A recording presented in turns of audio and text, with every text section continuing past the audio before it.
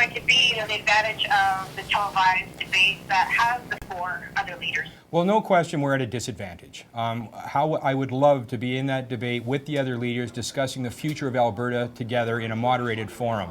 But we also have to make do with what's available to us. So in our determination to ensure that we're not silenced, we're going to do what we can through live blog and social media to ensure that Albertans have an understanding of the Alberta Party perspective. And if you're going to change the rules, first you have to get there. So what we're finding is a positive alternative, a way to try and get Albertans interested in what we're doing by participating as best we can, and also respecting the rules of the game and how they've been applied by the consortium that's made these decisions. But we're not going to act like a fringe party and do a protest. We're not going to sit out here and say, hey, look at us. We are going to be pragmatic and constructive in how we approach this evening's debate. We are pleased to introduce the four contenders and welcome them to our studio. Now each leader is going to be given 45 seconds to make an opening statement. My name is Brian Thiessen, and I'm the president of the Alberta Party.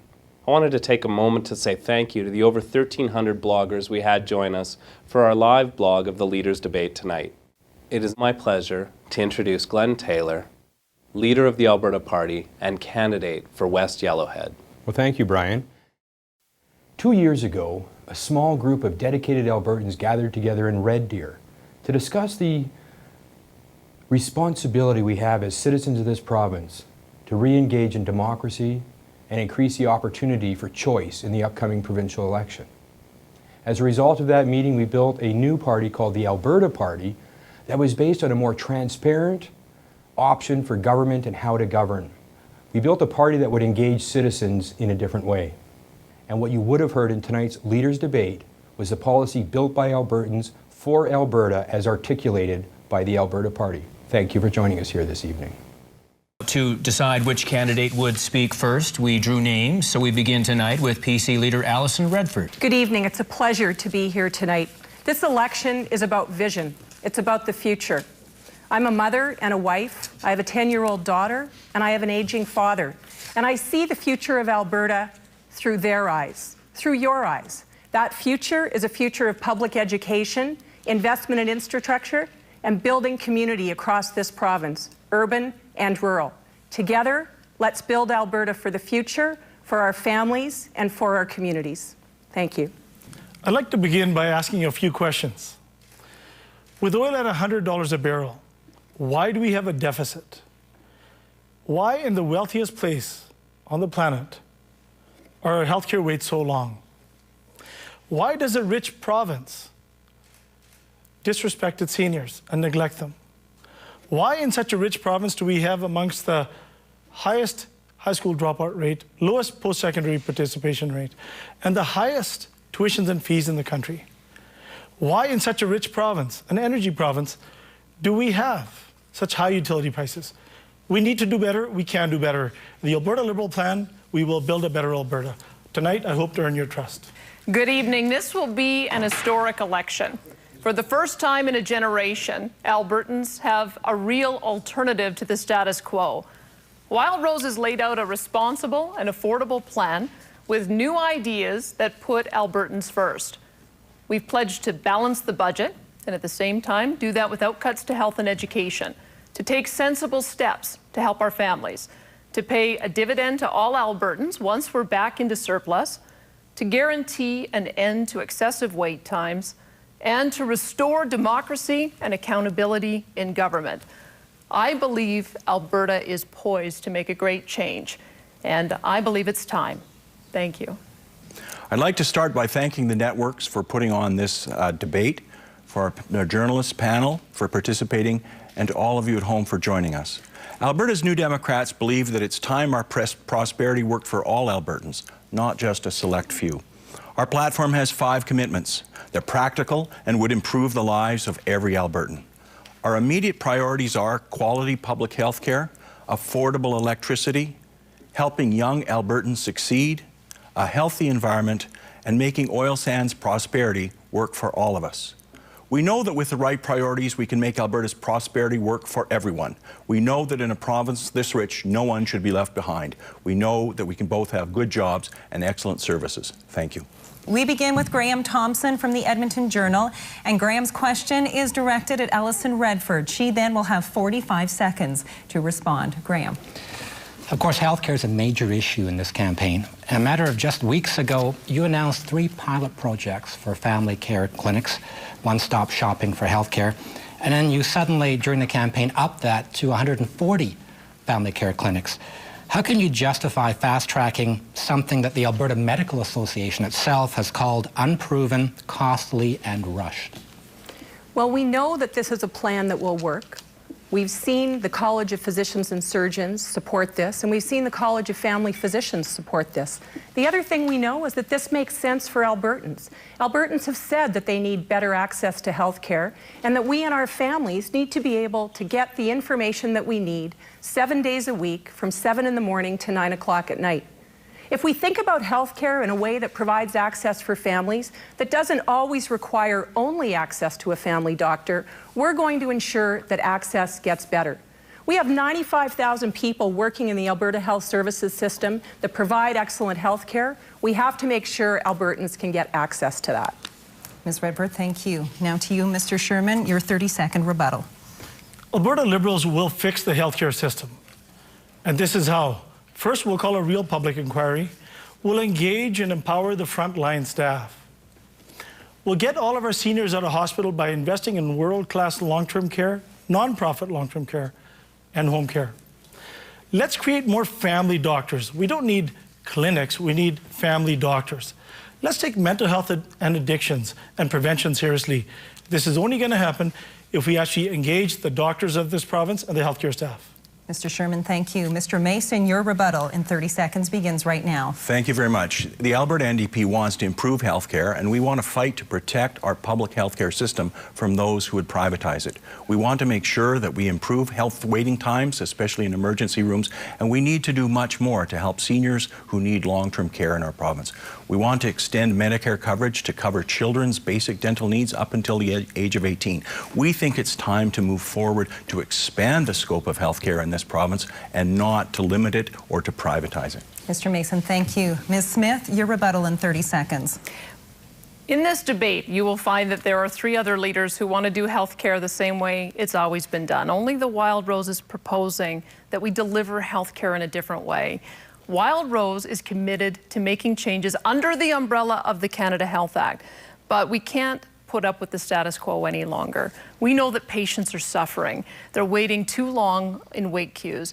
We would put forward a patient wait time guarantee that would guarantee an end to waiting lists for 10 key surgeries, and that's just the beginning. We can fix healthcare. This is an example of policy that's built without taking the time to consult with Albertans. The primary care networks that we already have in the province of Alberta that are actually proving quite successful are having challenges because they haven't been properly funded by the provincial government. It's been 12 years since they've been given the proper funding and a funding increase to allow them to deliver on the services.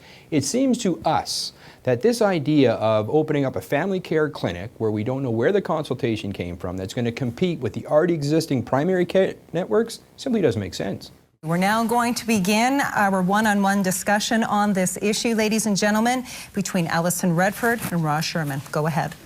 Well, I think it's important to understand that if we want communities across our province to be sustainable, that they must be able to get access to health care. And while it is possible to say that family physicians are the way to do that, we also know that there are some places in our province where people can't find a family physician because family physicians won't move to the communities. So it's important for us to take a new approach to healthcare delivery, which is a multidisciplinary approach that will allow nurse practitioners and licensed practical nurses to work to their full scope of practice in partnership with doctors and with other health professionals to ensure that we have both health and wellness in the system. And let me add, Alison, we already have multidisciplinary care. It's called primary care networks. If you had taken the time to talk to the doctors, you would see that they're already doing this. We just need to connect these primary care networks to hospitals, to seniors communities, to schools. But really, healthcare can't function with your failed seniors policy, but actually, where the seniors can't afford this primary care private networks care. in the province that are working in communities are working very well. And they're working so well that in this last budget, we made a 23% increase to funding for primary care networks. But our challenge is that there are many communities across this province that don't have primary care networks because they don't have doctors. So we have to find other ways, since we may not be able to encourage doctors to move to those communities. And that's the solution. You need a doctor. The way to do it is to train the doctors in rural areas, and we need family doctors. But let's back up here. In fact, the healthcare system, excuse me, okay. The healthcare system has been in crisis. The Alberta Health Services quarterly report that you have not published, so it shows that your government is failing your own low measures. It's a crisis. Let's get our seniors out of hospital.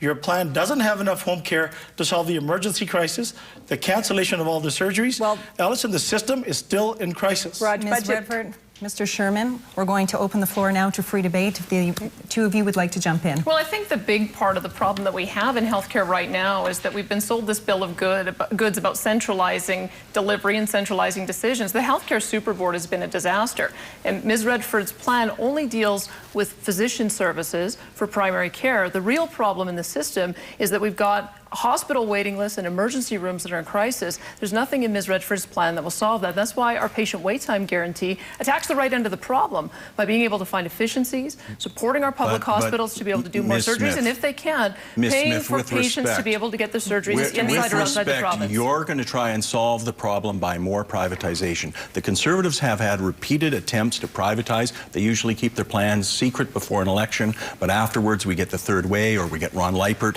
and I suspect the same thing is going to happen again. I think both Conservative parties here want to introduce more private health care, and that's more expensive and it reduces health outcomes. Well, actually, Brian, this time you're going to get Alison Redford, and this Progressive Conservative Party is committed exclusively to a publicly funded system. And in fact, one of my concerns with the Wild Rose platform is that there is not a solution to solving public health care. What's happening is simply a guarantee, and if that guarantee isn't met, then money is spent either out of the province or at private clinics in the province to give people services that don't improve the public health care system. You are planning to build more seniors care facilities by using private developers. You've promised to lift the cap on the fees. That is simply not true. Oh, I have the quote right here. I'm glad you said that, Ms. Redford. I've got to shed some truth on this. You said it right in the legislature. One at a time, please, right Mr. in the Sherman. legislature. It says that you will remove the cap on seniors housing costs. Hansard, October 24th,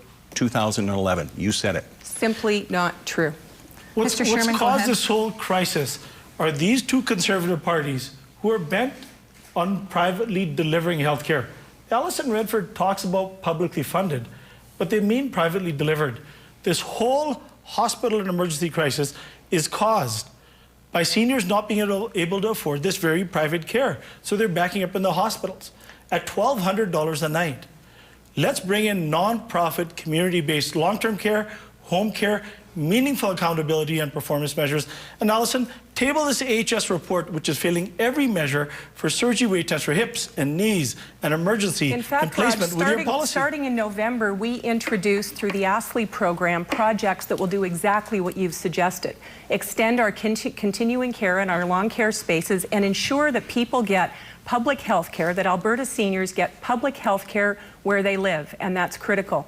I don't know if you saw the Canada Health Institute report last week, which said that in 21 different areas, Alberta is exceeding the national average in 7, meeting the national average in 12, and does need to improve. And I'll always say that we need to do work to improve health care because it's the most important service for Albertans. And I'll jump in now. But we have to have credit for what's been done. I will jump in now because that brings that free debate to a close. Well done. Dr. Sherman, the province is forecasting record revenues this year, somewhere in the neighborhood of $40 billion. And that number is forecast to grow in the coming years. Yet you say, if elected, you will raise taxes. How can you possibly justify that in the face of those numbers? Vashi, the elephant in the room is that we have a structural deficit in taxes. Healthcare alone costs $16 billion. And total personal and corporate income taxes brings in $12 billion. That's it. Now, we cannot tie our healthcare system and education system to the price of a barrel of oil or the price of natural gas. The volatile, non-renewable resource revenues do not give the government a predictable income stream. We've just been through this. fiasco about 4 or 5 years ago when natural gas prices were higher. First we hired nurses, then we fired nurses. First we hired teachers, then we fired teachers. This simply must stop. With a new fair tax plan, we will balance the books, get to the services we need, and save our natural resource revenue dollar. And that's your time. 30 seconds for you, Brian Mason. Thanks very much. The Alberta NDP would like to make sure that we can afford the services that Albertans need, and to do that without spending all of the surpluses. We've become too dependent, I think, on non-renewable resource revenue to fund program spending. And that's why we're proposing modest changes to the taxes and to the royalty regime in this province to make sure that we have good finances in this province, that we don't have to lay off teachers and nurses every time the price of oil drops. The Alberta NDP will make sure that all of our promises are fully costed and fully paid for. And that's a commitment I think that we can make. Unfortunately, I don't think the Conservatives can make it this time. An opportunity now from the Wild Rose, Danielle Smith. One of the things I admire about Dr. Sherman and Mr. Mason is at least they're honest about increasing taxes. Ms. Redford, of course, wants to have that debate after the election, but if you look at the spending promises that she's put forward, she has the highest spending in her platform, $3.4 billion. The question is how she's going to pay for it. If you look at our platform, we're proposing getting back into a balanced budget with our Balanced Budget and Savings Act, and then start with a plan for how we were going to manage our surpluses for the future. 50% to savings, 10% to municipalities, 20% back to Albertans in the form of the dividend. That's what I think Albertans want to see. And Alison Redford, 30 seconds. Well, the reason that I wanted to ensure that we had passed a budget prior to going to the election was so that we wouldn't have these unfounded allegations with respect to whether or not a progressive Conservative government would raise taxes. There has been no increase in taxes. There has been no new taxes. And we have made a commitment not to increase taxes. And if you look at the forecast, we don't need to. But I'll tell you, costing in this election is not a race to the bottom. Albertans want us to invest in public health care, in education, and in infrastructure to build our communities. And that's what we've done as Progressive Conservatives. Once again, we have an example of an elected leader that's saying they're speaking for Albertans when they actually haven't done the work of going out and listening to Albertans. Not only are we looking at a $41 billion budget this year here in Alberta, but during the first 2 weeks of this campaign, there's been billions of dollars committed through various promises and commitments that just simply don't make sense. The only promise the Alberta Party has made so far is to provide better governance, and we think that's what Albertans are looking for. We'll begin with Raj Sherman and Danielle Smith. Take it away. Who would you like to start? You just decide yourself. Raj, I'm not, Dr. Sherman, I'm not quite sure why you think that increasing taxes is the way to go in the province. I think what we have seen in the province of Alberta is that we have led the country in creating an environment that is attractive to business, that is attractive to workers. And I think, unfortunately, by looking at tax increases as opposed to controlling spending, the Liberal plan, the ND plan, and I think what will ultimately be the PC plan will end up taking us in the wrong direction. Ultimately, we're going to end up ruining what is left of the Alberta Advantage. We propose something quite different. We propose getting back into budget balance this year and start a plan for managing our surpluses. Daniel, your main issue is just to balance the budget on the fiscal side. Our issue is to balance the budget on the fiscal side and the social side. Your plan, you don't have a plan to fix healthcare. Your plan to fix healthcare is to give it somewhere else in some other province or country and pay for it using Alberta tax dollars. Our plan involves the most aggressive plan in the nation, the most comprehensive plan to fix healthcare, much better than what the PCs have. We also have the plan to fix our education system, get the seniors the cares that they need. The reality is it's going to cost money. We can only cut a couple of $100 million in wasteful spending. We got to raise taxes on the top 10%, bring in a progressive tax for those who earn over $100,000 taxable income.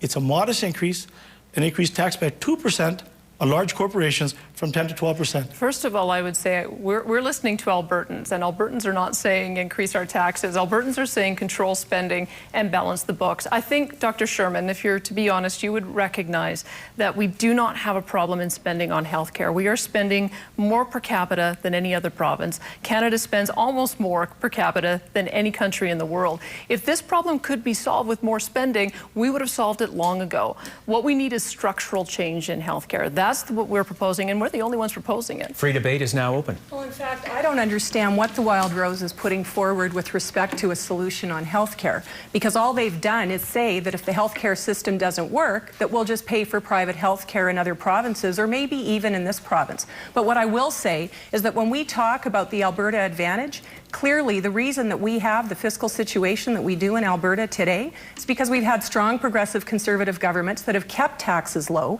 the lowest in the country, continually, and we continue to make that commitment. But I will say that in the last 15 months, as I've been traveling the province, talking to Albertans, one of the things that I have heard is that we're not going to forego capital infrastructure, public health care, or education.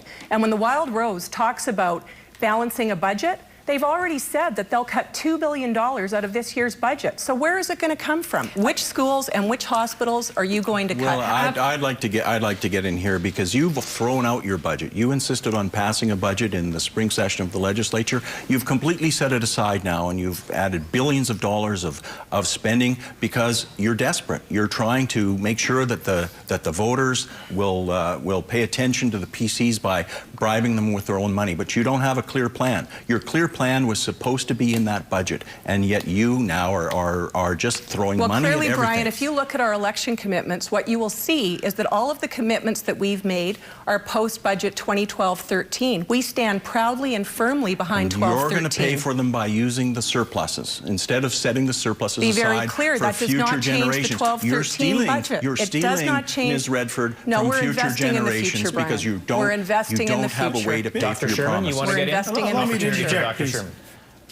Allison, first you put in a fudget budget, then you just put in a few other $1 billion in expenditures without accounting for it. It doesn't make sense. Your party broke the health system, the education system, the care for our seniors. You don't have a plan. Danielle, with respect to providing services, you have no plan to fix the education and the healthcare system either. And you're not being honest. With the Liberal tax plan, it's a modest tax increase. Our plan is the most comprehensively costed plan as opposed to the fudget budget PCs and the Wild Rose.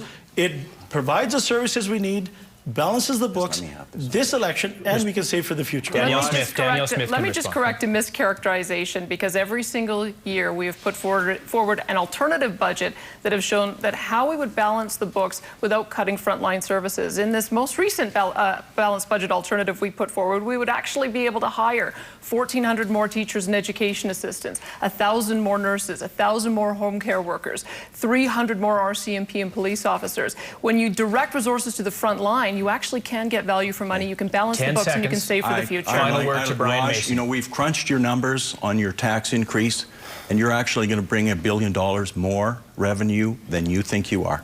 And if you can't actually add up your own promises and your own tax increases, how can you run a government? And that wraps this one up, folks. I believe the time has run out. We're going to take a short break and be back and give you opportunities again to chat with each other. I got one here about platform existing senior lodge facilities maintenance and Okay, second question is, what would be the first fix to health care to reassure What's the first fix we would make to healthcare? Yeah. Okay, what's our top? The first thing we need to do is restore trust with the frontline providers of services. Okay, first question is from Ms. Smith, you have said that you'll allow your MLAs to have a free vote in the legislature, citizens referenda, all the while taking direction from your own party. I'm wondering, what can Albertans expect from a Wild Rose government when it comes to the moral issues, such as abortion, conscious rights, if someone is asked to perform a marriage of a gay couple, for example? Well, I can tell you quite clearly, and I've said this many times this week, that as long as I'm leader, a Wild Rose government will not legislate on contentious social issues. That being said, we have a number of candidates with a diversity of opinions in our party, the same as any other political party. And the other political parties, if they're going to be honest about it, would say that they deal with it exactly the same way that we do. They do not have policy and do not legislate on contentious social and moral issues. The reason I think this has come up over the course of the last couple of weeks is the same reason it came up when Stephen Harper was running and when Preston Manning was running and when Ralph Klein was running. It's nothing but fear-mongering by a government that's on the run and is worried about its opposition and its competition. Ms. Smith, thank you. Ms. Redford, the floor is yours for the next 30 seconds. Well, the reason it's come up is because the Wild Rose talked about doing it. It's part of their party platform. 3 weeks ago, we heard from this leader that her personal views didn't matter. Then we heard that she would take her marching orders from her party. Then we heard that her caucus was important, and then we heard her own personal views. I will tell you that in our view, a progressive conservative view, everyone in our caucus takes the view that these matters have been settled. They do not need to be raised again. And the fact that we're actually having this discussion in this election is quite disappointing to me. Because the reason this is coming up is simply because this leader and this party didn't like what the courts have already decided over 20 years ago. As far as what the Wild Rose is putting forward, I don't think Albertans really know what to expect. But from the Alberta Party, public servants must follow the law of the land. So a marriage commissioner who's a public servant will have to form marriages for gay and lesbian couples. Danielle, this is Alberta, not Alabama. We don't need to go back 20, 40 years. We need to go forward 20, 30 years. We need to unite people and not divide people. Now, Alison, that's a bit rich on your side as well. Your government, the PCs, have been responsible for the bullying, the culture of bullying and intimidation of anyone who speaks freely, speaks their mind. And also, you have all these patronage appointments that you've made. You brought in Bill 44 to charge our teachers with human rights abuses. Your time is up. Mr. Mason, your rebuttal for 30 seconds. Thank you very much. The NDP will fight for people's rights. We will ensure that officials who are performing public services, such as marriage commissioners, need to conform with the rights of everyone. They can't pick and choose who they're going to marry. We need to protect the rights of religious institutions so that they don't have to perform ceremonies that they don't believe in. But we need to make sure that the civil service or civil weddings, and particularly the healthcare system, is not based on the personal judgment of the person performing the service or the doctor that's performing a service. Brian Mason, thank you. We're now going to move to our one-on-one discussion. This time it is Danielle Smith and Brian Mason. Go ahead. Well, I'm beginning to wonder if I'm the only one who's recently read the Charter of Rights and Freedoms with Section 2 saying that we have freedom of conscience and freedom of religion. If we're the only party that's going to welcome people with strong religious views into our party, I'm happy with that. But I think, again, if the other leaders were being honest, they would recognize that there is a diversity of opinion out there. And the way you settle these issues is you do not have policy on contentious social issues, and we wouldn't do that. That being said, if you look at our policy on citizen-initiated referenda, Albertans, Canadians, have a very strong history of using this mechanism very well. In 1916, for instance, it was a referenda that brought in a woman's right to vote. Last year, it allowed the citizens of BC to stand up and vote against a tax increase. We also used it to vote down the Charlottetown Accord. We can't be afraid to let Albertans have the opportunity to be able to represent themselves. Thank you very much. The Americanization of our political system that the Wild Rose prefers, with citizen-initiated referenda and so on, allows special interests to hijack the political agenda, because it's not usually the citizens themselves, the ordinary person. It's really some special interest with very deep pockets that are behind most of these things. And it's a way that the Wild Rose can move our politics more into what we see in the United States. So it's not something that we support. We think we need to protect people's basic rights, and we need to make sure that we have clean, efficient, and transparent elected government in this province. That's what the NDP believes. We recognize some of the legitimate concerns that Mr. Mason raises, which is why when we put forward our Accountability Act, we have some provisions for how citizen-initiated referenda would work. First of all, 20% of electors would have to sign a petition within 6 months. You'd have to have a pretty high level of outrage to be able to get that many people to sign a petition. Or a lot of money. Well, the only thing I can think of that caused that level of outrage, and you could probably verify this, is the No Meat Committee that we saw in the legislature in the last session. But this is the reason why we believe that Albertans should have the opportunity to vote directly on issues that matter. Because if Ms. Redford hadn't made the decision to force her MLAs to pay the money back, then Albertans would have been able to force it through a referenda. We think that's the kind of thing that should be done. We're going to open the floor now to free debate. Go ahead. Well, one of the things that concerns me with respect to these referenda is that there are rights that are in the Charter that are protected, and the courts have decided on those. They've decided on women's rights, and they've decided on conscience rights, and that's where we need to let that sit. With respect to citizens-based referenda, let's take a look at what's going on in a wealthy state like California, where infrastructure is collapsing because every single time that the government wants to make a decision, there's a citizen-initiated referenda that attaches social issues to the question, and the government chairman isn't permitted to make a decision. You know, in Alberta, we have a system where every 4 years, as Mr. Mason said, there is an election. And parties run, they run on their record, they run on what they've said in the legislature, they run on their policy, and Albertans decide who they would like to lead them. But we need it to be more transparent than that, Citizens-based referenda are not leadership. Yes, we need it to be more transparent than that. And when you were the Justice Minister, we passed a motion in the legislature calling for leadership conventions or leadership races to be publicly disclosed in the same way as elections are. And you sent that off in what's now your trademark committee that never comes back with a report, so it never got dealt with. When the PC party set its own rules, Rick Orman, one of your candidates, stumped his nose at you and refused to reveal his donations. In fact, Mr. Mason, that's a multi-party committee, and the work is still being done. Oh, come on. The real issue, the real question. No, I don't know Mr. Sherman, that. go ahead. The real question here, the conversation, let's bring it back. It's about conscious rights or human rights.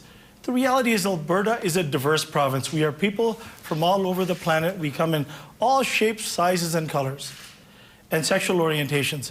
We must protect human rights.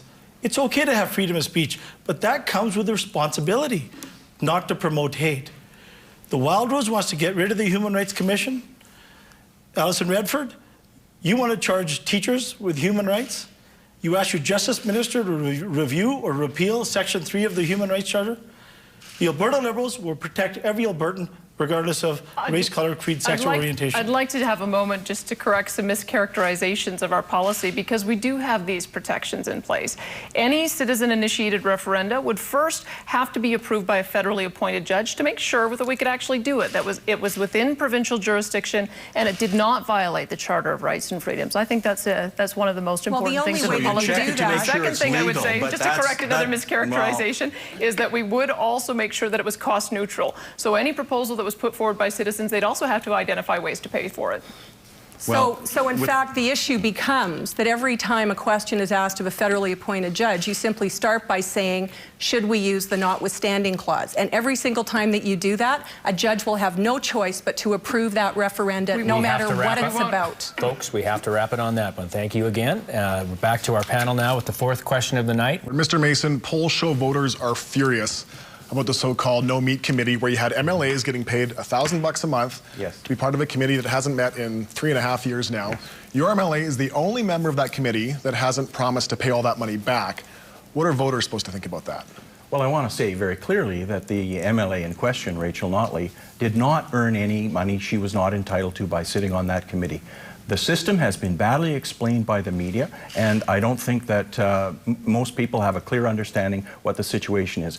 Rachel Notley served on 3 other committees, in some cases up to 5 other committees that met regularly and did work, and she therefore qualifies for the compensation just like everybody else who served on the committees with her, alongside her. Now, the problem is that committee isn't supposed to meet. That's a disciplinary committee. In my 12 years in the legislature, it's never heard a case. So it should never have been included as being eligible for compensation in the first place. And that's the problem. People that did count that committee as one of the 3 committees for calculating the compensation do probably owe some money back. Danielle, you raised this a moment ago. You have 30 seconds now. I would say that the opposition MLAs are probably the hardest working MLAs in the legislature. I was very pleased that our MLAs made the decision to return the money. When they realized that it was wrong, they returned it right away. One of the things we should remember is that this is a committee structure that was created by the PCs, and it can only be changed by government. We put forward proposals for how we would change MLA pay, including eliminating committee pay, rolling back the 30% pay increase that Ms. Redford voted for herself when she was Justice Minister in Cabinet, and cutting back our severance package by 2/3. That's the kind of leadership Albertans want to see. Your time is up. Alison Redford, 30 seconds. Well, in fact, last year when I was running for leader, I identified this as an issue. And as soon as I became Premier, we asked retired Justice Jack Major to put in place a committee that would be independent and would offer advice on exactly these issues so that we can have a transparent system. It's terribly important that Albertans understand this. The system is broken, and I'm very pleased to have been a new leader and a new Premier who identified that we needed to make the change. It's critically important that we make the change because Albertans do have to have confidence in the system. The New Democrats, in their response to the question, didn't really address the issue that's underlying all of this. And the Alberta Party MLA, Dave Taylor, was one of only 2 MLAs in the entire legislature that voted against that proposal when it came to the floor of the legislature, when it came to the committee. When it passed due to the PC majority, Mr. Taylor also went to the Member Services Committee to ask how he could not accept this money. So he tried his best not to accept it, and I believe he performed in an ethical manner. However, it's a deeper question. We need more transparency in how our MLAs are paid, and we need to have a clear understanding of what we're getting in return for that. We have to do a review of the MLA pay package, and it should be done by an independent commission to take effect after the next election. Your turn, Raj Sherman. I made a mistake. We all did. And we all have to set it right. I wrote my check immediately with compound interest, and I challenge every PC MLA to do that before the election. In fact, we don't need a committee. We put this into our platform. We would reduce the number of MLAs to 68, reduce the wage of MLAs to $100,000, and pay $250 per committee attended, get rid of that golden handshake and the tax-free allowance, and get rid of the big pay raise that Premier and Cabinet gave themselves. We need to restore confidence and trust in elected officials, and the Sherman government will do that. The one-on-one in this issue is between Alison Redford and Brian Mason. Take it away. Well, thank you. Do you want to start? Go ahead. Okay. I'd like to say that when the severance allowance was brought in, it was the first committee meeting that I attended as an MLA. It was the Member Services Committee that made the decision. And they brought in a very rich severance package. I was the only MLA who voted against it. And when we are dealing with pay, the Conservatives have consistently blocked attempts to bring in a Citizens Committee to review the pay. I made such a motion in the Member Services Committee just after the large pay increase went through, and the public outrage, I think, was very strong. So the Conservatives voted it down. Then so another my motion point would was be made. that at that time that I was not a member of the Legislative Assembly, and that's why one of the reasons I wanted to run. One of the reasons I wanted to run for leader was to ensure that we could bring change to the system, and we've begun to bring that change. And I think just to correct the record, though, Ms. Redford, when that motion was voted down to deal with the committee pay, you were a member of the government. You were talking about transition allowances when you started your comments, and I was not an MLA at that point in time. But subsequently, you've been part of a government that has consistently avoided the question of I have been premier in a government that has made sure that we've made the system transparent, and we're looking forward to those recommendations because that's what Albertans want. The floor is open for everyone to get involved now. Yes. Alison, you were in Cabinet when you gave yourself a 34% pay raise. You're the highest paid, wealthiest premier in the nation. The previous PC premiers had private top-up funds on top of that. You made this decision, and most of your Cabinet made this decision to put everybody in this no-work committee. You got to do the right thing, Alison. Order all your MLAs who didn't pay back to pay back or resign from the election right now. In fact, before Raj, Albertans that's vote. exactly what I did almost 2 weeks ago, and I went further than that, and I said that on a go-forward basis, there would be no such thing as transition allowances, and that we had to accept the recommendations of the major report. In fact, in the committee that was dealing with that, it was the members of the opposition who said that they would not accept the recommendations of the major report. We don't even know what they are. And when that report... No, excuse me, we don't even know what the recommendations are. Why didn't you have a major committee? Why didn't you have the major committee make its report and bring it to the legislature for a debate before you called the election?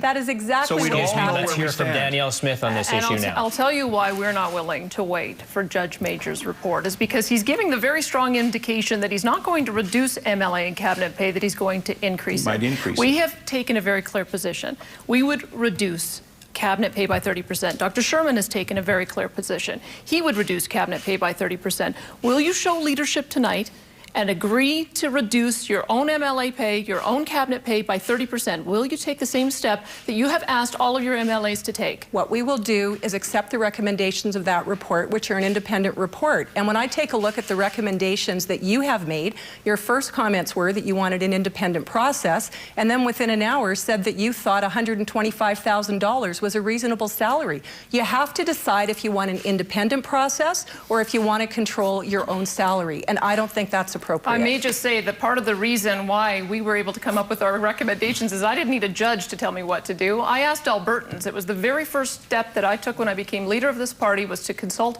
our members with the Pay and Perks Task Force. The recommendations that we came up came directly from Albertans. I'm sorry, did you consult Albertans or did you consult members of your party? They're the same thing. Raj Sherman, your opportunity, and then Brian will get to you, please. Albertans are looking for leadership. As an emergency doctor, I've made life and death decisions my whole life. It's time to make a decision, not to have another committee like Alison Redford suggests. Our decision is clearly in our platform. Let's restore trust. This paints us all with the bad brush, Alison. Final comment to Brian Mason now. Thank you, Raj. Thank you very much. The Alberta NDP believes that MLA should get one single transparent salary that everyone knows and understands. There should be no committee pay, no tax-free pay, no special formulas that the public can't figure out. Just a straightforward, simple salary, the same as everyone else gets Great in our discussion, society. and the time is up.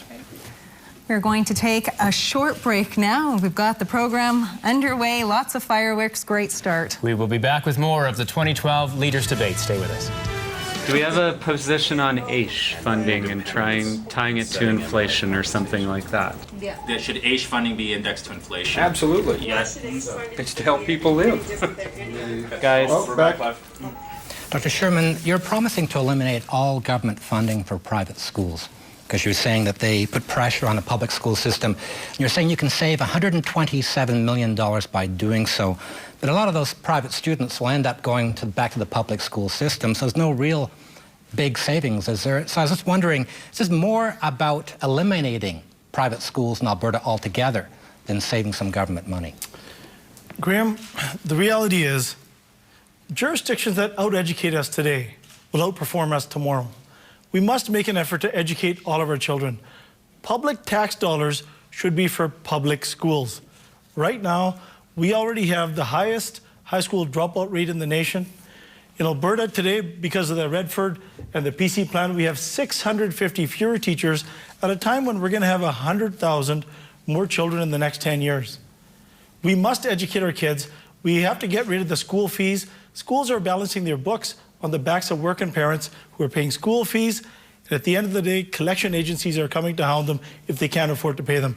This is the reason we have to fund public dollars with public education. Dr. Sherman, thank you. Mr. Mason, you will begin the rebuttal on this question. You have 30 seconds, sir. Thank you very much. The Alberta NDP will make education a priority. Our young people are our future, and we need to make sure that children in the preschool period right up to post-secondary education get the best possible start in life. So we want to make sure that there's reliable, predictable, and adequate funding for our school system. We want to make the emphasis not on canceling funding for private schools, but on strengthening our public education system. And we need to make sure that full-day kindergarten programs are funded. We want to make sure that the class size recommendations from the 2003 Commission on Education are met. And we need to keep schools open in older communities. That is time. Thank you. Danielle Smith, your rebuttal.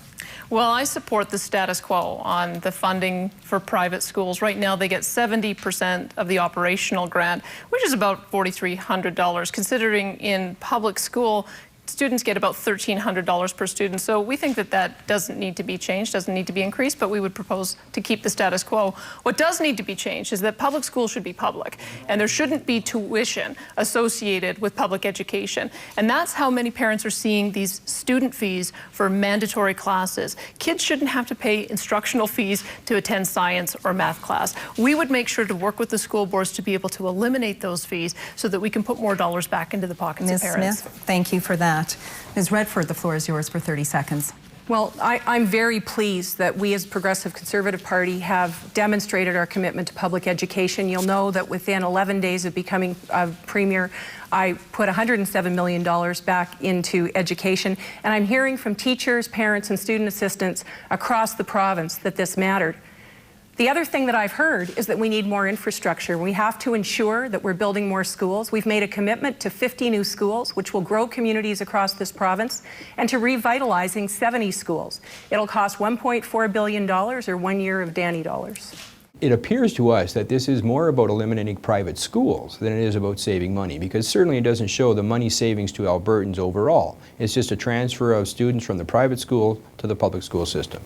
The Alberta Party is not interested in eliminating private schools. However, we're very interested in ensuring that public funds go to public schools so that there's access to quality education to all children. If parents want to send their children to private school, then they should have the means to do that, and we'd support them doing so. Dr. Sherman and Brian Mason. Go ahead, gentlemen. It's true that some money was put back into education, and that helped secure your leadership win.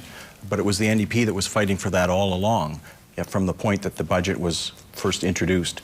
We're still, though, 700 teachers short in our public school system because you haven't made up all of the difference. And we still have a 4-year freeze on special needs education. There's a lot more work to be done to make sure that our education system is not only first class, but fully accessible to all children in our province. That's what we need to see. Alberta's future lies in an educated and skilled society. There's no investment that gives you a better return on the dollar, and Alison Redford and most of her cabinet decided to cut that funding for $107 million that she decided to buy her leadership raise. We also have amongst the highest tuition fees in the nation. Young people see a mountain of debt. The cost of living, tuition, and books, whether you want to go to trade school, college, or university. So they're dropping out in record numbers. And that's the record of the PC record. It's a PC record that the Sherman Liberals are going to fix if we are granted the privilege to govern. Raj, it's a little bit easy, don't you think, to promise free tuition so far down the road that you'd have to win 3 elections in a row in order to implement it. The Alberta NDP plan would reduce tuition this fall by 10%, freeze it, and ban the non-instructional fees that institutions have used to get around the cap on tuition fees. That's an immediate gain for students, and we'd forgive $1,000 a year for students who had graduated and had entered the workforce. Ladies on and their gentlemen, student let's debt. open this issue to free debate. Go ahead. Well, I think people would be justified in being confused about what the PC plan actually is. Before the writ dropped, they were announcing a plan for 400 schools. Now that we're in the middle of a writ, it's 50 schools plus 70 for maintenance. And I don't think Albertans really understand what the actual promise is. What we need to actually do is we need to take the politics out of school construction decisions. We shouldn't have the education minister running around threatening parents that they aren't going to get a school in their community because he doesn't like the MLA, that they were elected under the wrong party stripe. And that's what we would do. We would make sure that we have an objective priority list. We would make it very clear which schools in which communities were critical need, and we would systematically start building them. We would make sure that everybody knew when their turn was next. Well, in fact, if you're going to delay infrastructure spending and you're going to cut the 2012-13 budget by $2 billion and you're going to give $1.4 billion a year to people in the form of $300 checks, you're not going to build any new schools, and you're actually going to be cutting schools. And I think you have to start telling Albertans which schools you're going to cancel. The problem with Ms. Redford's plan is that, and this is the problem across the board, is that they build nice buildings, but then they have no plan for how to operate them, maintain them, and staff them. I don't think that what we're seeing with her numbers are actually the real numbers. I don't think her numbers add up. What you need to have is a plan where you're going to actually get back into budget balance, manage your surpluses, have a capital plan that you can actually afford on an annual basis. That's what we would do. If you look at our alternative budget, we talk about stretching the capital plan from 3 years to 4 years so that we actually have enough money to hire teachers to be able to staff them and operate them. Frankly, Dr. Sherman, go ahead. Frankly, I'm concerned about both their plans. First of all, when the Wild Rose talks about choice, it's about privatizing education and privatizing healthcare. Money following the student doesn't work. With the Redford government, they want to build 400 schools, 50 schools, God knows what they want to build one day to another day. They can't get one school right. This private-public partnership, our schools are being used as rental properties. The schools need to be community hubs where the whole community revolves around the school, from healthcare, from public health, to libraries, to a cafeteria. The wraparound services that the teachers need to do their job to educate children with an ever-complex increasing needs. Progressive Conservatives believe that it's important to have public schools in communities supported by teachers and supported by families. We believe that parents need to have choice, and we think the fact that we can have people... Choice. What do you mean by choice? We believe that people might be able to educate their children at home, in public schools, in private or charter schools. And the rich diversity of education allows exactly what our 2012 2012 budget says. Into that exactly what our we need to strengthen our 2012 public budget education says. system. We need to make it accessible to and everyone that's what we did in our and provide the best 2012 quality budget. education. That's what we need Jump to in do. again, and we will take another short break now. What is the platform on existing senior lodge facilities, maintenance, and operations? How about the platform on existing senior lodge facilities, maintenance, and operations? Seniors housing authorities need the ability to borrow to build. They shouldn't have to rely on municipal governments to give them post it. And the people that are working in the Seniors Housing Authority will absolutely understand that. Okay, can we just get somebody to email Mark the questions, because this is taking too long? Well, I actually emailed all these questions. I'll start. You know what? I'll start. Give me the Twitter name. As soon as that question's come up, we've answered it. Okay, The leaders' debate for the 2012 provincial elections. This broadcast is going out across Alberta and the rest of the country on television, on radio, and being streamed live on the internet. Let's get back to it, to our next panelist again for another question for our party leaders, and this time again to Vashi Capellos from Global Alberta. Vashi's question directed at Alison Redford, who will have 45 to respond. Vashi? Ms. Redford, you say you're a leader Albertans can trust and someone who keeps their word. But in the 6 short months you've been Premier, you changed your mind 3 times on the No Meat Committee. You hand-picked Gary Marr to represent us in Asia and then had to suspend him. And you said that you would campaign on the budget you had passed, but through campaign promises, you added hundreds of millions of dollars to that budget. How can Albertans trust you to keep your word? I believe that it's very important for anyone who wants to be leader to clearly set out what their objectives are. I wanted to open Asia. I think and thought that Gary Marr was a qualified person who could do that. I was very disappointed to see his decision with respect to ethics, and I took immediate action when I heard about that. With respect to the budget, although there has been discussion that in some way our 2012-2013 budget doesn't stand, it simply does, and I made that point before. Our spending commitments that will take place in subsequent years when we have surpluses. We've been very particularly definite about that. And I will tell you that every time that I speak to Albertans, if there is something that I have to acknowledge that I've done wrong, I'll admit it. You know, in the hundreds and hundreds of doors that I've knocked on throughout this election campaign, those are exactly the questions that Albertans are asking themselves.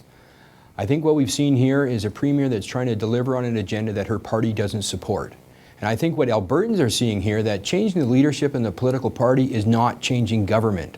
And this election is going to be an opportunity for Albertans to make a choice to change government. And on April 23rd, I hope they're considering the Alberta Party. True leadership requires a vision and a plan. Encouraged to stand up and do the right thing. And always putting people first. That's our job. The Alberta Liberals have the vision and the plan to govern this province. It's a responsible plan not only to get you the services that we need to care for our seniors, fix education, fix healthcare, also to balance the books. I stood up against this government, the PC government, on behalf of Albertans. I need your vote. Please look at the Alberta Liberals at albertaliberal.com. NDP now, Brian Mason. Thank you very much. I think it's very important that we look at this election in terms of which parties have put forward practical things that they've costed, that they can pay for, and that they're sticking to. And unfortunately, the Progressive Conservative leader pushed through a budget, said that that was the blueprint for the future, and has now added billions of dollars in additional spending. It really smacks of desperation. Our plan has additional spending, but it has additional revenue in order to pay for it. We think it's important that every child should have access to good dental care. We think that seniors need to have good drug coverage as well. Daniel Smith, your 30 seconds now. Well, I can add a few more to the list of Redford flip-flops. Of course, she promised a fixed election date and then didn't. She promised she would review and actually seriously consider rescinding those power lines, then didn't. She promised that she would look into the bullying and intimidation of doctors in the healthcare system, and then didn't. This is what leadership is about. It's actually saying what you're going to do and then actually doing it. Because if you don't believe that you can do it, then you shouldn't promise it in the first place. And I think that we've seen after 6 months of Redford leadership that she is the kind of leader who will say anything to get elected. And then when she's elected, it's not worth the paper it's written on. The one-on-one in this question of trust is between Danielle Smith and Alison Redford. Well, I see things very differently than you do, Danielle, and I'm not at all surprised. I've been watching this campaign, and I've seen wonderful pronouncements from you in week 1 that you backtracked on in week 2 and then changed again in week 3. I see you as a leader who had an opportunity to run for election and sit in the legislature 2 years in a by-election and didn't take that opportunity. I think that when we look at people in your caucus who you actually paid to cross the floor, that there are serious questions with respect to integrity that Albertans deserve an answer to. Well, I would say that with respect to your most recent allegation, I think you know that every party transfers money to from the provincial level to candidates. I would ask you whether or not you passed any over to Bridget Pastor to be able to fund her election campaign. We absolutely did not, and thank you for asking me the question. We did $170,000 worth of transfers to different ridings last year. Every single political party does this. We did it in the 2008 election. We're doing it in this election as well. And so the question becomes whether or not there's a violation of the Elections Act, because I don't know where that money went. Well, I can answer that question because the chief electoral officer said, no, there wasn't. There's nothing to investigate. In fact, he's so busy investigating all the illegal donations to your party, he would be far too busy. See, this is the allegation. Excuse me, Mr. Mason, it's not quite an open free one 70 allegations of illegal donations, most of which involving your party. Of course, you passed legislation, so we don't actually know who those allegations are against. We won't know as well what the result of them are because of the legislation that you passed. Now, I know that Ms. Redford is going to suggest about this that I don't because there is a suggestion here that this legislation was passed because of the government. This legislation was passed by the legislature because the chief electoral officer asked for privacy with respect to investigations. An independent office of the legislature. It would be nice to ask that chief electoral officer, but of course he got fired because he put forward so many. I don't think this really becomes the question, or what the people of Alberta want to see, in my view, is steady leadership. Not this back and forth all the time. You did this. You're not in. You don't have integrity. I think they want to know where the parties stand, and I wish that the other leaders would respect that. Well, I can tell you where I stand. I know Ms. Redford's implication is that I don't have experience, and I don't have experience running deficits, and I don't have experience bullying doctors and MLAs, and I don't have experience voting myself a 30% pay increase. You were on a school board. But I will say, Dr. Sherman, excuse me. Comment. Thank you. Where I stand is leadership is doing what you say, saying what you do. Allison, you have a record, a very bad record. You have broken your promise, you've flip-flopped, you have a record on health care of disrespecting all of the doctors. You're announcing announcement after announcement with no basis for it. You've done no costing on your family care clinics, and you're announcing 140 of them with respect to your budget as well. You put this zero-based results-based budgeting. You're going to save $2.1 billion on the budget. So you're acknowledging that your government has been wasting a couple of $1 billion a year already? Where were you when this leadership was required 4 years ago? You were in cabinet. Actually, I wasn't an MLA at that point in time, but I'm very glad to be Premier since October because the results-based budgeting allows us to go in and say, are government departments doing what Albertans want them to do? Are they doing it well? Can we do it better, and do we need to do things differently? It's a perfect combination of both results-based budgeting, zero-based budgeting, and taking a look at what we want our outcomes to be. It allows us to balance social outcomes and fiscal responsibility. The approach that you're taking of zero-based budgeting is a perfect opportunity to fulfill your campaign promise, which is to look at every aspect of government in the first 6 months to see what could be privatized. And you're going to start with health care, and you're going to work. That suggestion, because that was never a commitment that was made. That was very clear in your leadership interpretation, Brian. Well, certainly not in my campaign. We're going to be providing this document on the internet after this debate. Very good. I hope you do. The only way results-based budgeting is going to work, the only way the public service is going to buy into tightening their belts is if they see leadership on the part of the politicians first. This is why Ms. Redford needs to take the first step and agree to rescind the 30% pay increase that she voted herself when she was Justice Minister back in 2008. We have to look at the record. Really, Alison Redford's record is patronage appointments, bullying of municipal officials, school councils, doctors, health staff. The PCs cannot be trusted. 10 seconds. They can't fix health care. They can't fix education. They can't balance the budget with oil at $110 a barrel. And they can't care for our seniors. You have a nickel and dime in our seniors, Allison. And we are out of time. And that is a good discussion on that topic. Thank you very much. Ladies and gentlemen, we appreciate your comments on that. We are going to take another short break right now. What is the Alberta Party commitment to municipalities? Can we take them off the dependence of grant writing for funding? Yes. The Alberta Party believes that municipalities should be looked upon as Another order of government. Responsible order of government. The Alberta Party government work to create a fiscal structure for local government. The PCs have not made a commitment to municipalities so far during this provincial campaign. Welcome back to the 2012 Leaders Debate for the provincial elections. Ms. Smith, your party has identified an energy dividend that they would like to give Albertans, amounting to about $300 after surplus, to give directly back to Albertans. Yet so many needs have been identified by the debate tonight: healthcare, education, seniors. Do you really think that this is best use of taxpayers' dollars? Well, maybe I'm unique in this, in that I think that it actually is taxpayer dollars and they deserve to have a portion of it back.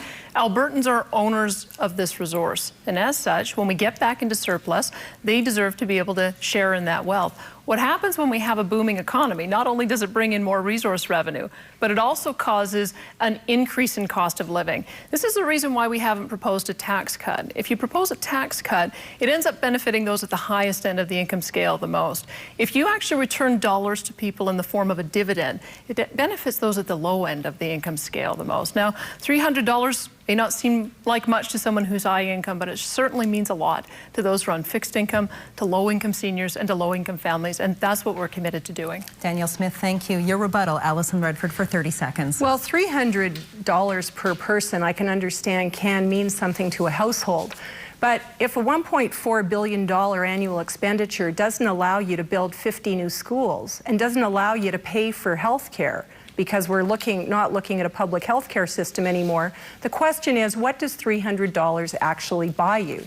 And so what we would suggest as progressive conservatives is that we continue to build and grow the economy by investing in future and what will happen in this province in the next 30 years. Ms. Redford, thank you. Dr. Sherman, go ahead. Well, I know what I do with $1 billion. I take a bunch of it and invest in our seniors. Bring in the biggest investment into our seniors in the nation to fix up home care and long-term care. That'll help fix the health system. Invest in training more family doctors. Get rid of school fees and lower tuition, so people, Albertans and Albertan children, can get a skill and a trade.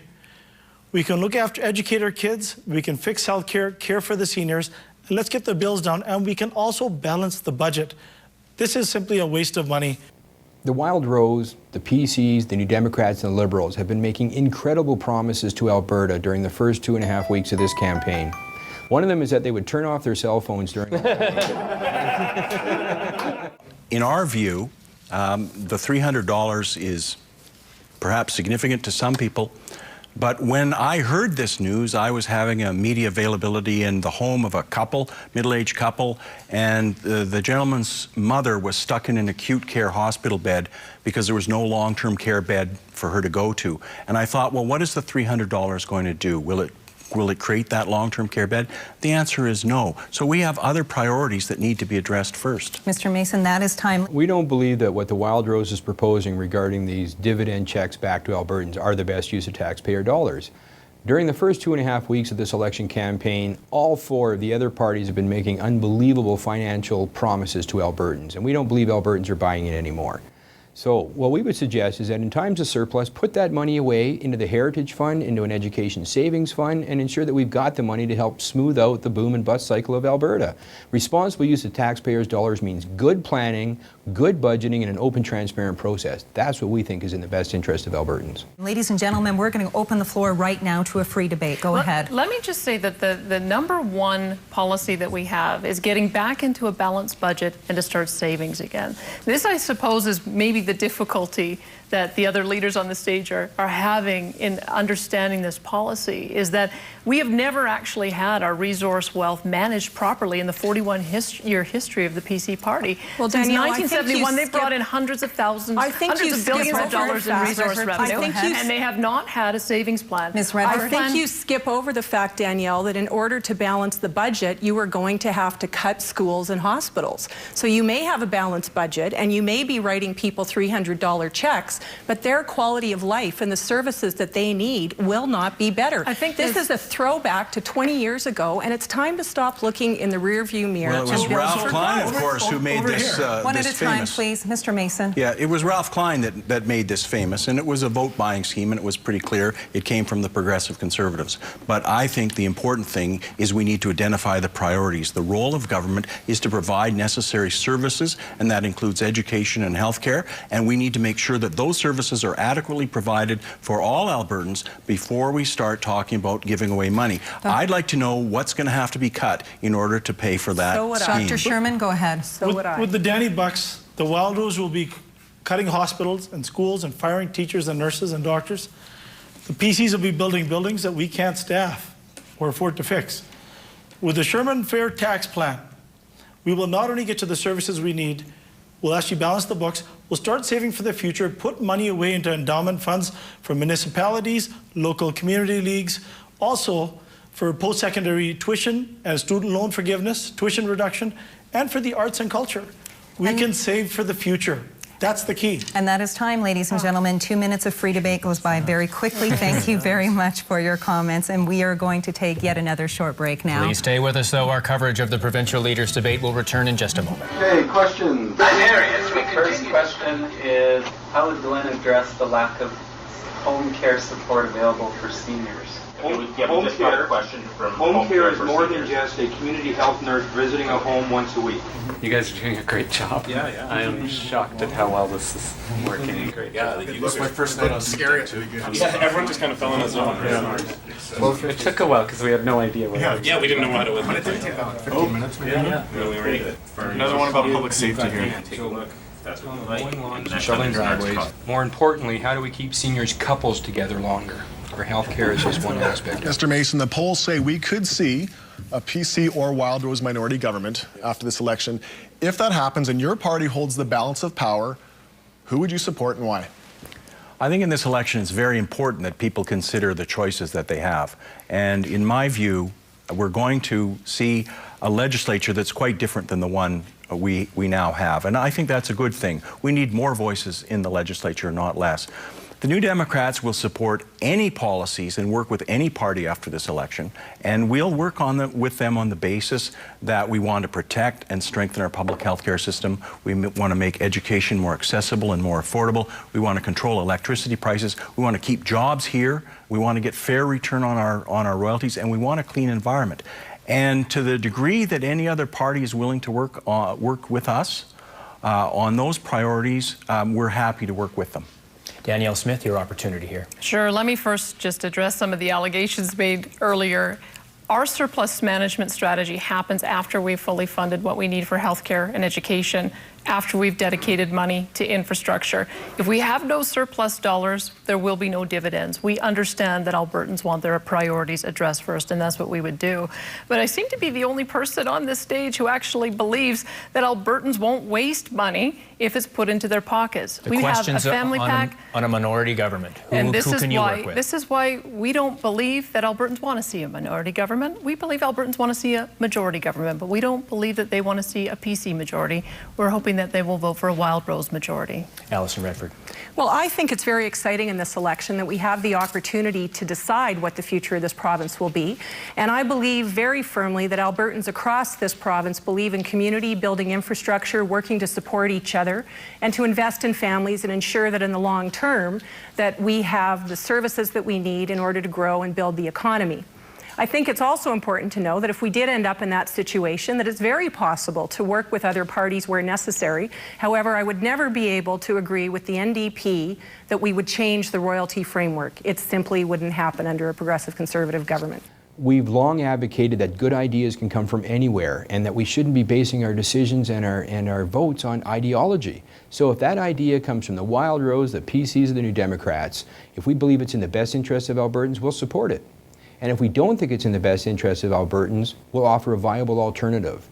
When our MLA at the opening of the fall session of the legislature had his 30-minute speech to the province, he actually congratulated Premier Redford on some of the ideas she was bringing forward. The Alberta Party has been custom built for minority government, and I think will be most effective when you send Alberta Party MLAs to that legislature, and you'll get to see how we act. On the right, we've had a very nasty divorce from two right-wing parties.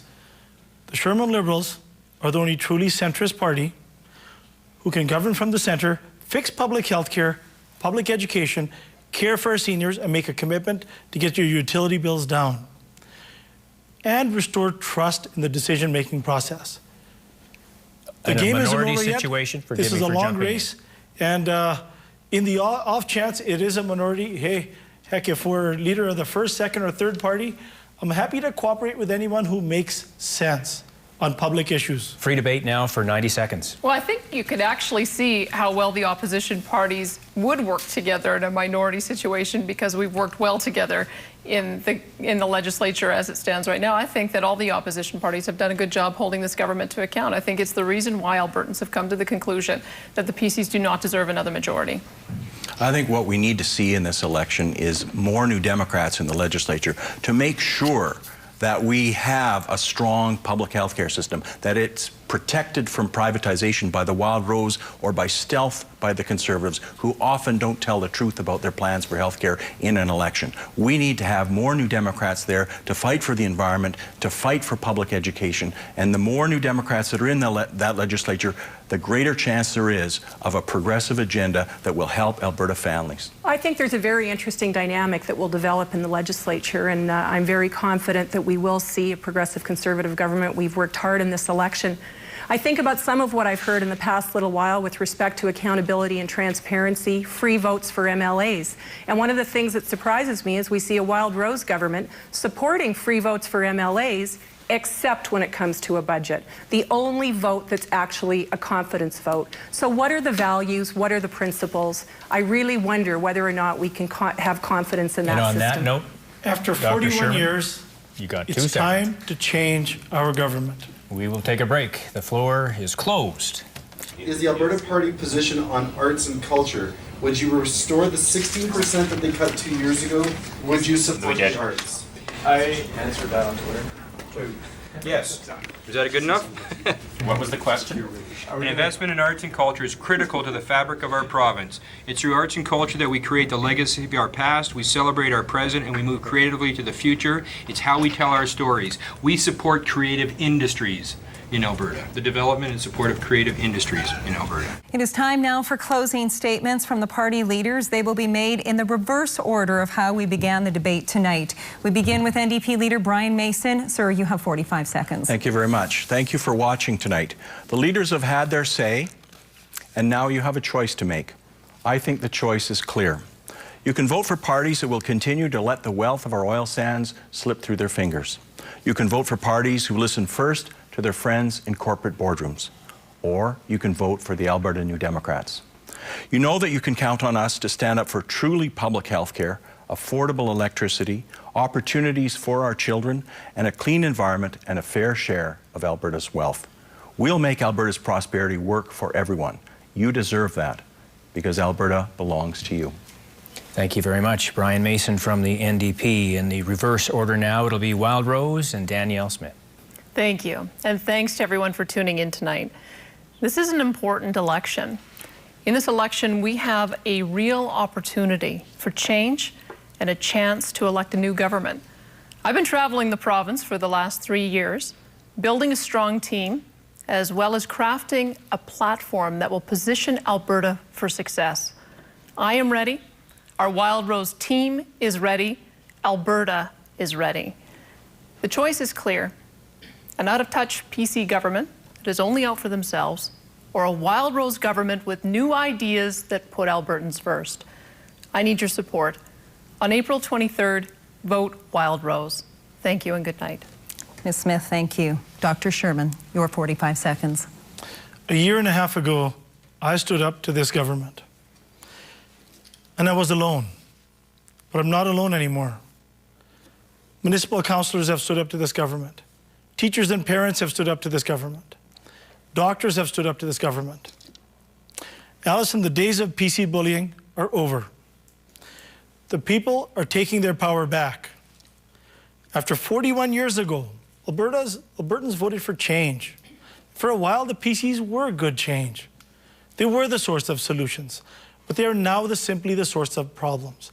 The Alberta Liberals offer an honest, bold platform to take Alberta into the future. I ask you to vote for the new Raj Sharma Liberals.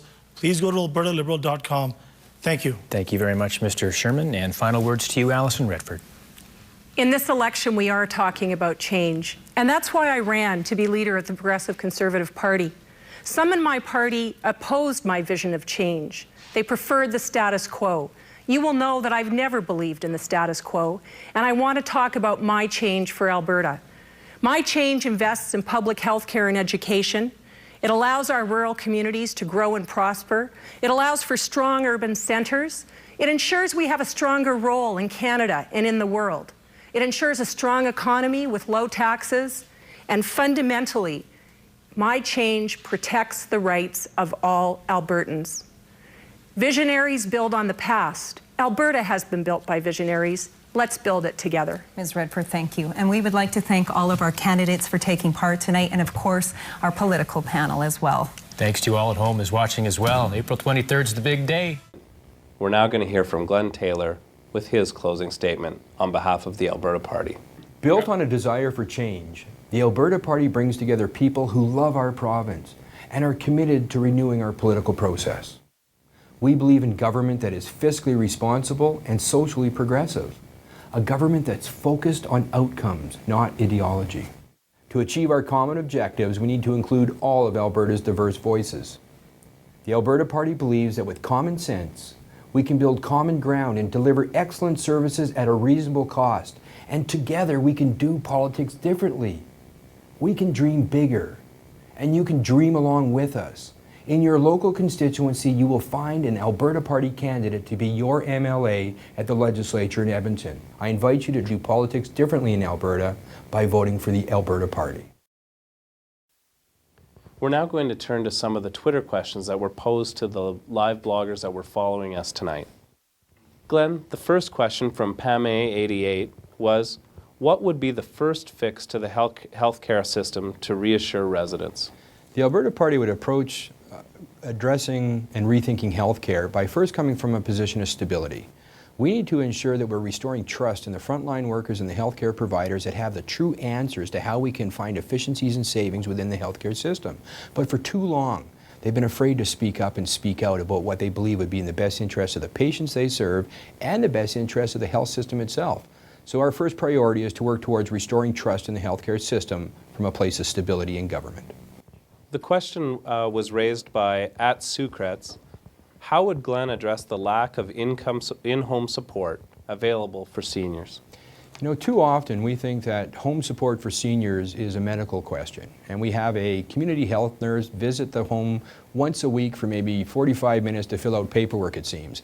Home care for seniors should be about how do we address light housekeeping, mowing their lawns, shoveling their driveways, ensuring that couples can stay together longer. And so it's about the continuum of service that's needed to help seniors stay in their homes longer. And then it's also about what happens when they have to leave their homes. How do we keep couples together longer? We shouldn't be separating them as they age and as they need different levels of service. We need to recognize these as people, not simply beds or numbers in a system. @Anna Suzel asked, what is the Alberta Party position on arts and culture? Would you restore the 16% cut that they took 2 years ago? Would you support the arts? Yes. Unequivocally, we will support the arts. And it would begin with restoring funding that's much needed and was there previously. But beyond that, we often talk in Alberta about stimulating diversification of the economy. The Alberta Party believes that we should be addressing the creative industry as a ready-made way to create stimulus of the economy here in Alberta. We would move beyond simple, pleasant answers to supporting arts and culture, and we would put in place viable alternatives to, one, help children learn creative thinking in school again. We would act to ensure that we've got good film and television credit programs in place to ensure that we're supporting that industry. And we could have a vibrant cultural industry in this province if we only have the political will to act and recognize it's a creative industry, an industry that's worth supporting here in Alberta. The question was asked from @IdeaJoy. What about restoring taxing power to school boards? Yeah, we wouldn't do that. We believe that better decisions are made closer to the people that they're affected by, and we also have to have more ability for school boards to make decisions in the best interest of their students and their teachers and their school systems. However, The taxation authority at a school board previously led to inequities in the school system. What we need to do, and what we will do as a government, is ensure that they have long-term sustainable funding on 5-year funding cycles to understand what resources they'll have to work with, and understanding the realities of building schools in Alberta today, and ensuring that we have the right resources for the teachers, the administrators, and most importantly the students, so that they can learn better here in Alberta. One of the areas that the Alberta Party government would address first is to restore special needs funding so we have the supports in the classrooms that teachers need so that they can focus on doing their job of helping our children learn.